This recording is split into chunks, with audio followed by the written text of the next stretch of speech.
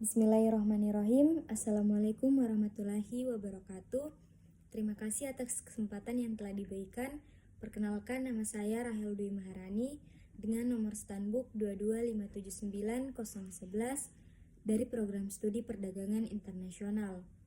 Pada video kali ini, saya akan memenuhi tugas mata kuliah Pemikiran Ekonomi dan Bisnis dengan judul materi yang akan saya bawakan mengenai dampak pemikiran ekonomi praklasik terhadap pembentukan kebijakan pajak dan regulasi ekonomi. Pertama, pendahuluan. Pemikiran ekonomi praklasik mencangkup kontribusi berbagai filsuf dan ekonom yang hidup sebelum munculnya ekonomi klasik yang dipelopori oleh Adam Smith. Pada pemikir ini, meskipun tidak selalu mengidentifikasi diri sebagai ekonom, telah memberikan kontribusi signifikan terhadap perkembangan teori ekonomi, terutama dalam hal keadilan pajak dan regulasi ekonomi. Dalam konteks ini, akan mengeksplorasi pengaruh pemikiran mereka terhadap kebijakan pajak. Selanjutnya, pemikiran ekonomi praklasik, yaitu pemikiran ekonomi Yunani kuno. Yang pertama ada Plato. Plato dalam karyanya The Republic membahas konsep negara ideal yang didasarkan pada keadilan. Ia mengusulkan sistem di mana para penguasa, penjaga, dan produsen memiliki peran yang berbeda, tetapi semua berkontribusi untuk kesejahteraan bersama. Plato menekankan pentingnya keadilan dalam distribusi sumber daya dan peran negara dalam mengatur ekonomi untuk mencapai keadilan sosial. Kemudian yang kedua yaitu ada Aristoteles. Dalam karyanya Politics dan Nicomachean Ethics mengeksplorasi konsep nilai, uang, dan perdagangan. Aristoteles berpendapat bahwa uang adalah alat tukar yang memudahkan perdagangan dan memungkinkan spesialisasi pekerjaan. Ia juga mengkritik praktik riba, yaitu bunga uang, dan mengeksplorasi gagasan tentang nilai yang adil dalam pertukaran barang. Selanjutnya, pemikiran ekonomi abad pertengahan, di mana ada Thomas Aquinas, seorang teolog dan filsuf Katolik menggabungkan ajaran Kristen dengan pemikiran ekonomi. Dalam Summa Theologica, Aquinas mengembangkan teori harga yang adil dan menekankan pentingnya moralitas dalam transaksi ekonomi. Ia berpendapat bahwa harga barang harus mencerminkan nilai sebenarnya dan memperingatkan terhadap politik, penipuan, dan memonopoli.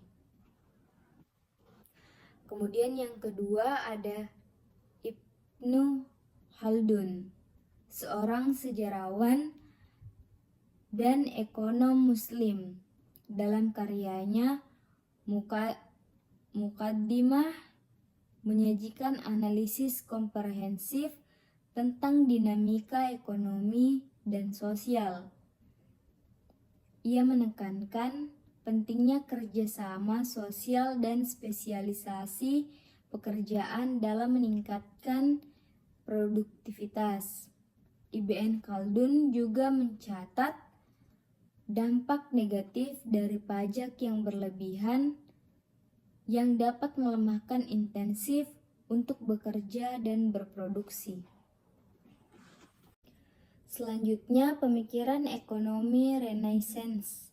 Yang pertama ada Jean Bodin, seorang filsuf dan ekonom Prancis, adalah salah satu pendukung awal teori merkantilisme. Dalam karyanya The Six Books of the Commonwealth, Bodin berargumen bahwa kekayaan suatu negara diukur dengan jumlah emas dan perak yang dimilikinya. Ia mendorong kebijakan proteksionis untuk meningkatkan ekspor dan membatasi impor, guna menambah cadangan logam mulia. Yang kedua ada Thomas Mun, seorang ekonom Inggris, melanjutkan pemikiran merkantilisme dengan menulis England's Treasure for Foreign Trade. Mun berpendapat bahwa untuk meningkatkan kekayaan nasional, suatu negara harus menjalankan surplus perdagangan dengan menjual lebih banyak barang ke luar negeri daripada yang dibelinya. Ia mendorong kebijakan ekonomi yang mendukung ekspor dan mengontrol impor. Kemudian, dampak terhadap kebijakan pajak, yaitu ada pertama keadilan dalam pajak. Konsep keadilan dalam pajak yang diperkenalkan oleh Aristoteles dan Aquinas terus mempengaruhi pemikiran ekonomi hingga saat ini. Prinsip bahwa pajak harus berdasarkan kemampuan membayar dan digunakan untuk kebaikan bersama merupakan landasan bagi banyak sistem pajak modern. Misalnya, progresivitas dalam pajak pendapatan, di mana mereka yang berpenghasilan lebih tinggi dikenakan tarif pajak yang lebih tinggi adalah implementasi dari prinsip ini. Kemudian yang kedua, pajak dan perdagangan. Pemikiran merkantilisme yang dipelopori oleh Bodin dan Mun mempengaruhi kebijakan pajak terkait perdagangan internasional. Negara-negara merkantilisme menerapkan pajak ekspor dan impor untuk melindungi industri dalam negeri dan meningkatkan cadangan logam mulia.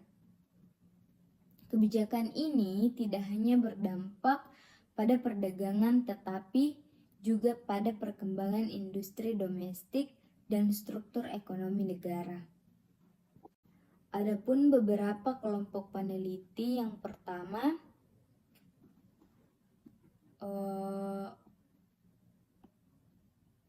proteksionisme. Merkantilisme memperkenalkan konsep proteksionisme yang mendorong negara untuk melindungi industri dalam negerinya dan persaingan asing. Hal ini diwujudkan melalui tarif tinggi, kuota impor, dan regulasi ketat terhadap perdagangan luar negeri. Proteksionisme ini bertujuan untuk menjaga keseimbangan perdagangan yang positif dan mendukung pertumbuhan industri nasional. Kemudian yang kedua, regulasi perdagangan. Ide-ide dari pemikir praklasik, terutama dalam konteks moralitas dan keadilan dalam ekonomi, mempengaruhi regulasi perdagangan. Misalnya, perdagangan Aquinas tentang harga yang adil mendorong pembentukan regulasi yang mengawasi pasar untuk mencegah penipuan dan eksploitasi. Negara juga terlibat dalam mengatur harga barang-barang penting untuk memastikan akses yang adil bagi semua warga. Yang terakhir yaitu kesimpulan. Jadi, pemikiran ekonomi praklasik telah memberikan kontribusi signifikan terhadap pembentukan kebijakan pajak dan regulasi ekonomi. Prinsip-prinsip keadilan, moralitas, dan proteksionisme yang diperkenalkan oleh para pemikir praklasik terus mempengaruhi kebijakan ekonomi hingga saat ini. Pemahaman mendalam tentang sejarah pemikiran ekonomi ini penting untuk mengembangkan kebijakan yang lebih adil dan efektif di masa depan. Sekian materi dari saya. Apabila ada kesalahan kata dan informasi, saya memohon maaf. Semoga apa yang saya sampaikan bisa bermanfaat bagi teman-teman yang menonton. Wabillahi taufiq wal hidayah. Wassalamualaikum warahmatullahi wabarakatuh.